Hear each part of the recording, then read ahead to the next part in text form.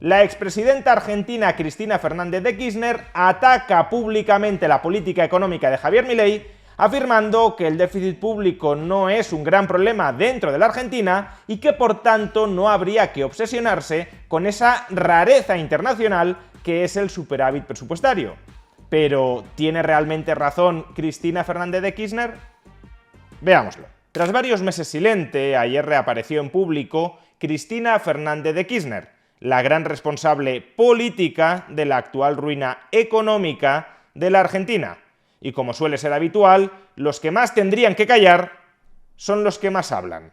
Pero en cualquier caso, que quienes más tendrían que callar sean los que más hablan, también nos sirve para constatar por qué tendrían que estar callados. Es decir, también nos sirve para constatar por qué ellos son los responsables intelectuales y políticos de la actual ruina económica de la Argentina.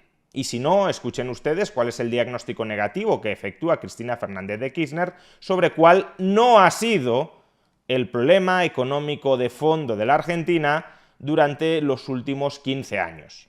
Pero creer que en la República Argentina el problema es el déficit fiscal es no entender la Argentina, la economía y el mundo.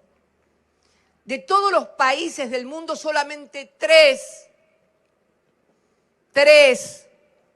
tienen superávit fiscal. Hasta hace poco eran 2, Dinamarca y Noruega, ahora se agregó Australia. Tratemos de explicarle a Cristina Fernández de Kirchner algo muy elemental que o bien no entiende, lo cual sería terriblemente grave para alguien que ha gobernado directa o indirectamente la Argentina durante tantos años, o que o bien, si lo entiende, está intentando que todos sus simpatizantes, votantes y oyentes no entiendan. Un gobierno, cualquier gobierno, tiene déficit cuando gasta más de lo que ingresa. Y al respecto existen dos formas de financiar ese exceso de gasto sobre los ingresos.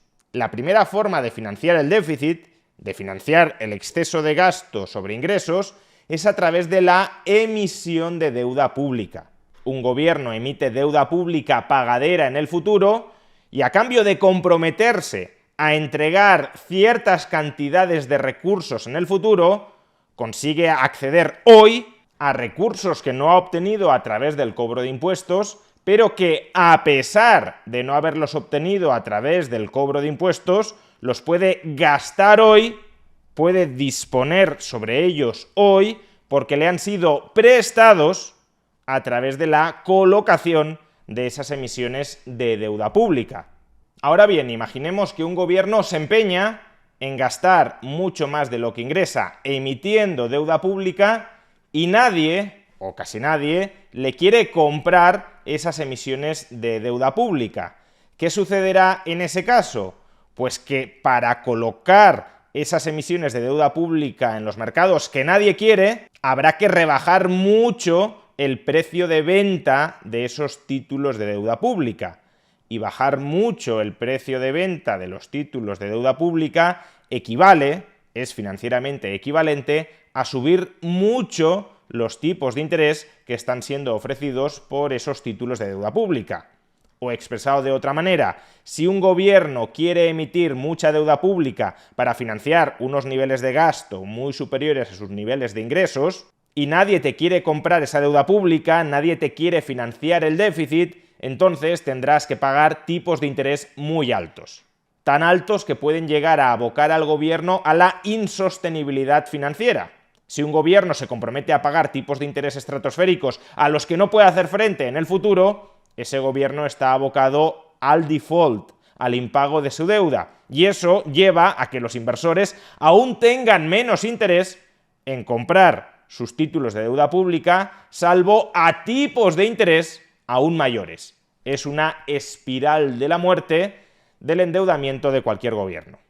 Pero la emisión de deuda no es la única forma de financiar un déficit público. Existe otra manera de hacerlo a la que son bastante adictos algunos gobiernos. Y es que los déficits públicos, el exceso de gasto público por encima de ingresos públicos, también se puede sufragar mediante la emisión de moneda. Si la recaudación fiscal de un gobierno es inferior al nivel de gasto que quiere practicar, puede imprimir, puede emitir moneda por la diferencia entre ingresos y gastos. Por ejemplo, imaginemos que con la recaudación fiscal nos da para pagar todos los gastos del presupuesto, salvo los salarios de los empleados públicos. ¿Qué podemos hacer entonces? Pues si no emitimos deuda pública, lo que podemos hacer es crear nueva moneda nacional en una cantidad suficiente como para poder pagar todos los salarios de los empleados públicos. Ahora bien, de la misma manera que cuando un gobierno intenta emitir deuda pública sin que haya inversores que deseen comprar esa deuda pública, lo que termina sucediendo es que el precio de la deuda pública se hunde y por tanto los tipos de interés que abona esa deuda pública son crecientes, con la creación de moneda nacional sucede 3/4 de lo mismo. Si no hay ciudadanos en Argentina que quieran incrementar sus saldos de tesorería en moneda nacional, es decir, si tú aumentas un 10% la oferta monetaria y no hay argentinos que quieran tener en su saldo de tesorería un 10% más de moneda, lo que sucederá es que el valor de esa moneda caerá y por tanto todos los otros bienes y activos cuyo precio se denomina en esa moneda subirán. Es decir, lo que ocurrirá es que habrá inflación. Pues bien, esa es exactamente la coyuntura en la que se ha hallado Argentina durante los últimos 15 años. Debido a su historial hiperinflacionario e impagador de la deuda pública, es muy complicado que Argentina, que el Estado argentino, consiga financiar sus déficits públicos emitiendo deuda en los mercados. No es que sea imposible, no es que tengan los mercados en cualquier ejercicio completamente cerrados, pero en general no consigue ni muchísimo menos colocar en los mercados toda la deuda pública que necesitaría para financiar sus déficits públicos. Y como los déficits públicos durante los últimos 15 años han sido gigantescos, de entre el 5 y el 6% del PIB, en algunos ejercicios incluso más, sin poder financiar ese déficit mediante la emisión de deuda pública, todo lo que no se ha podido financiar emitiendo deuda pública se ha financiado emitiendo nueva moneda, creando nuevos pesos que los argentinos, no digamos ya el resto del mundo, no querían incorporar a sus saldos de tesorería, todo lo cual ha depreciado fuertemente el peso y ha generado una altísima inflación.